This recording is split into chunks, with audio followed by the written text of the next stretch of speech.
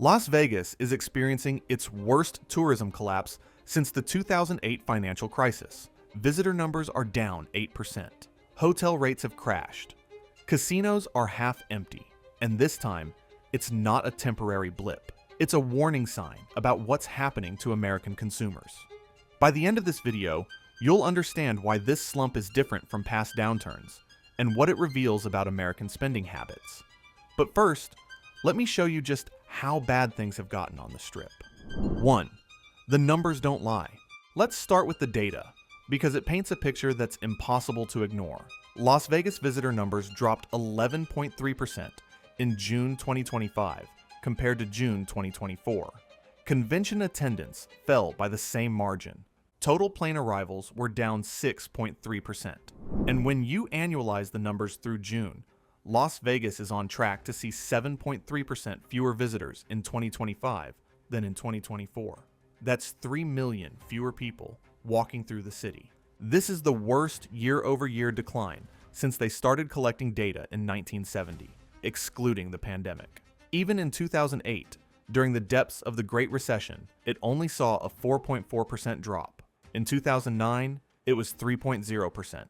What Las Vegas is experiencing right now is worse than both of those years combined, compressed into a single year. Hotel rates tell the same story. The average daily room rate on the Strip dropped to $193 per night in 2025, down from $204 in 2024. That's a 6.8% decline. And when you combine that with the drop in visitors, overall hotel room revenues were down 22.3% in June alone. But here's what makes this truly alarming.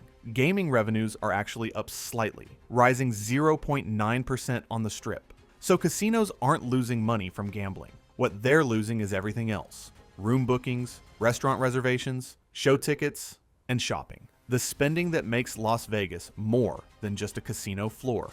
One industry analyst put it this way: Las Vegas is a canary in the coal mine for U.S. discretionary spending. When Americans stop coming to Vegas, it's not because they don't want to have fun. It's because they can't afford to anymore. And before I show you what's actually driving this collapse, there's something you need to understand about why airlines are pulling back from Vegas in ways we haven't seen in decades. 2. The airline exodus that's choking the city. Now, here's where the crisis becomes visible in real time. Airlines are slashing capacity to Las Vegas at levels not seen since the Great Recession. Spirit Airlines, which once brought budget travelers to Vegas by the thousands, has dropped capacity by 31.1% compared to last year. Southwest, American, Delta, United, and Alaska have all pulled back. WestJet's arriving seats are down 20%. Air Canada is down 30%. Canadian arriving seats are down 19% overall. The UK is down 11%. And while some countries like Mexico, the Netherlands, South Korea, and Germany have increased flights, it's not nearly enough to offset the collapse from North America. Overall capacity into Las Vegas is up just 0.04%, which is essentially flat. But that tiny increase is being driven entirely by domestic additions. International long-haul travel is evaporating, and this isn't happening because airlines don't want to serve Las Vegas. It's happening because demand has disappeared. This literally means that Las Vegas isn't losing visitors due to bad weather or a natural disaster. It's losing them because Americans are making a choice. We can't afford this right now.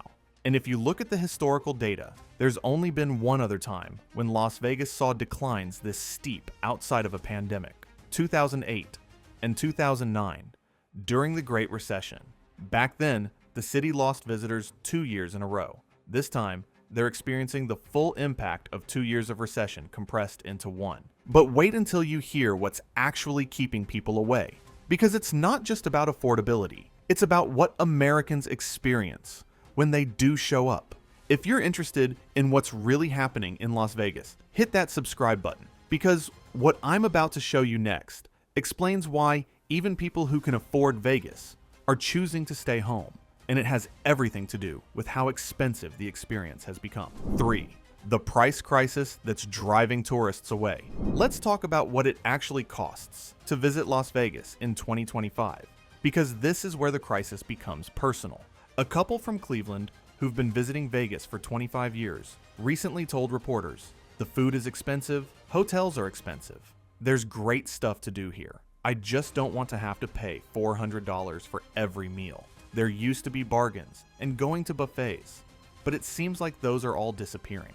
Another visitor from Chicago said she's not making plans to return in 2026 because everything is high. The prices are outrageous. The food is crazy. I'm just very unhappy. And these aren't isolated complaints. Nearly half of Nevada residents, 46% to be precise, say Las Vegas has become too expensive to visit. Not tourists from other states, locals. People in Nevada can't afford to live in their own city anymore. According to recent data, tourism-related prices have increased significantly faster than general inflation. Package holidays are up 10 to 12% compared to last year. Dining out costs more. Entertainment tickets cost more. Even parking, which used to be free at most casinos, now comes with fees. But what is most telling in all these is that hotel occupancy rates are down 7.6%. Weekend occupancy is down 4.1%. Midweek occupancy is down 8.6%. People aren't just complaining about prices. They're voting with their wallets by staying home. And it gets worse. Tax revenue per available room, the amount casinos are generating from each hotel room they operate, is down 13.9% on the Strip and 18.0% downtown. That's a collapse in revenue efficiency. So why aren't casinos and hotels dropping prices faster to bring people back? Well, there's a reason for that. And it's the same strategy we saw in the Formula One coverage. They're betting on a different kind of customer. 4. The wealthy tourist strategy. This Las Vegas story connects directly to what we've seen with Formula One. Casino executives are making a calculated bet that they no longer need millions of budget tourists. MGM CEO Bill Hornbuckle spoke at a gaming industry conference in October 2024 and said, "I'm not looking at changing anything we're doing or how we're doing it." Despite declining visitation, worker struggles, and small business complaints, the CEO of MGM, which operates 10 strip resorts, sees no reason to adjust strategy. There it is. The same philosophy we saw with Formula One. Fewer customers, higher customer spending, record profits. Vegas Strip casinos saw roughly 5% revenue growth in recent months, despite fewer tourists. How? By focusing on high-margin gambling, like Baccarat. By introducing rules that favor the house more aggressively, e.g., 000 roulette, 6-5 blackjack, and, most importantly, by attracting wealthier visitors who spend more per trip. The strategy is identical to shifting from volume to value. Don't attract 10 tourists spending $800 each. Attract 3 tourists spending $3,000 each. Same revenue. 70% fewer customers. Lower operational costs. Hornbuckle even predicted that the next 16 months would bring the best convention months this city has ever had. He's not worried about everyday tourists. He's focused on conventions, sporting events, and ultra-wealthy visitors. And this brings us to the most disturbing part of this entire story. What happens to the people who actually live and work in Las Vegas when casino executives decide they no longer need regular tourists? 5. The human cost nobody's talking about. While executives celebrate record profits, the people who make Las Vegas function are paying a brutal price. Casino workers are being kept on call for weeks without a single shift. They're technically employed, which means they can't collect unemployment benefits, but they're not getting work, which means they're not getting paid. And it's not just casino workers. Small businesses that depend on foot traffic are being crushed. When overall visitation drops 8%, these businesses don't have luxury convention contracts or high roller gambling to fall back on. They just lose customers. One local business owner estimated losing 40% of revenue during what should have been peak tourist season. Restaurants are reducing hours. Shops are offering desperate promotions just to get people through the door. Some are closing permanently. Let's see where this becomes very unfair. Under the Affordable Care Act, employees who average 30 hours per week qualify for health coverage. But by keeping workers on unpredictable on-call schedules, casinos can keep them below that threshold, denying them benefits. 6. Why Vegas predicts recessions. Now, Las Vegas has historically been one of the best early warning systems for American recessions, and right now, it's flashing red. Economic analysts describe Las Vegas as a canary in the coal mine for U.S. discretionary spending. When spending slows in Vegas, it often signals that Americans are cutting back nationwide. And the reason is simple. Vegas trips are pure discretionary spending. Nobody needs to go to Las Vegas. They choose to go when they have extra money and feel confident about the future. When Americans stop choosing Vegas, it means one of two things. Either they don't have the money, or they're worried enough about the future that they're saving instead of spending. Either way, it's bad news for the broader economy. Las Vegas is currently experiencing a decline worse than the combined 2008 and 2009 declines. Back then, the city lost visitors for 2 years in a row, 4.4% in 2008 and 3.0% in 2009. This year alone, Vegas is on track for a 7.3% drop. That's the entire impact of 2 recession years compressed into one. One economic analyst noted, "The challenges in Las Vegas are not isolated in their negative view of the U.S. economy. We are seeing warning signs from multiple directions, including housing, jobs, inflation, and corporate earnings." Meaning, Vegas isn't struggling because of some local problem.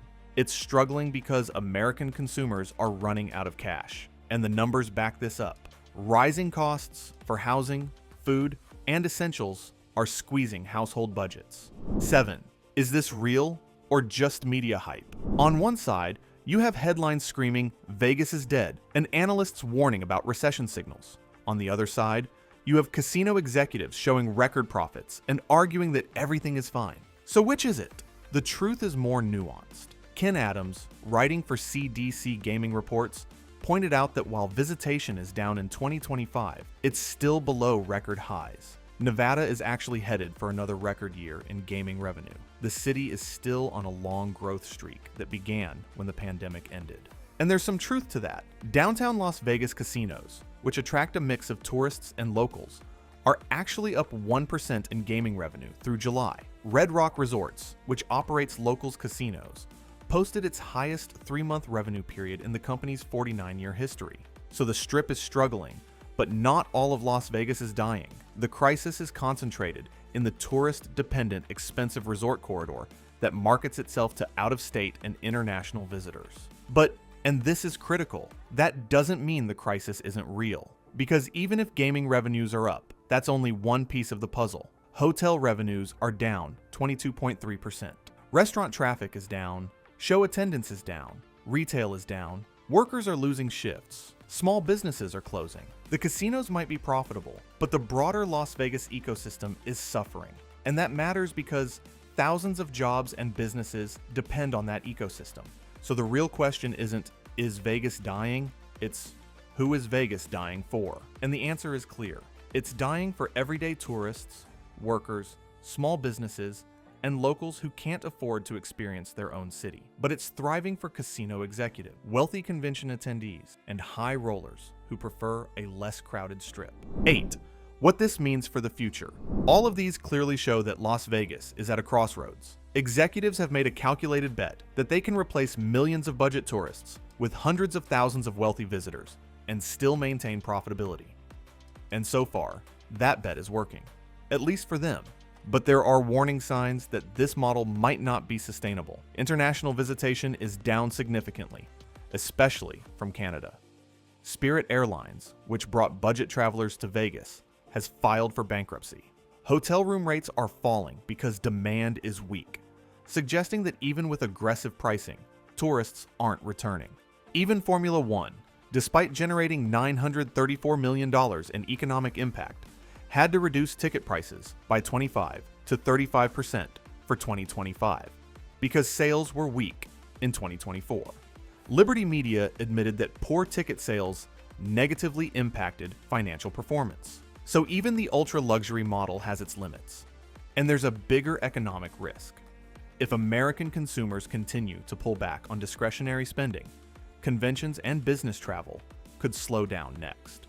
Corporate budgets get cut during downturns. Trade shows get canceled. Business trips get postponed.